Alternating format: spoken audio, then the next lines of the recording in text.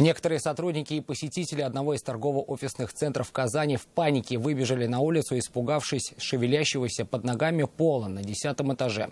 В разгар рабочего дня плитка в коридоре стала с грохотом подниматься, отлетать, где-то трескаться. Люди испугались деформации и разрушения здания. Эвакуацию сняли на мобильные телефоны. Нафиса Минязова попыталась выяснить причины.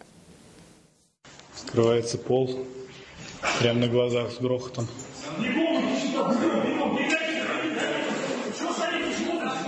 Услышав треск и увидев вздутый пол на 10-м этаже, сотрудники и посетители в панике выбежали на улицы. О случившемся тут же написали в социальных сетях. Но те, кто работает в здании долго, не сильно удивились произошедшему. Метр на метр плитка просто отошла.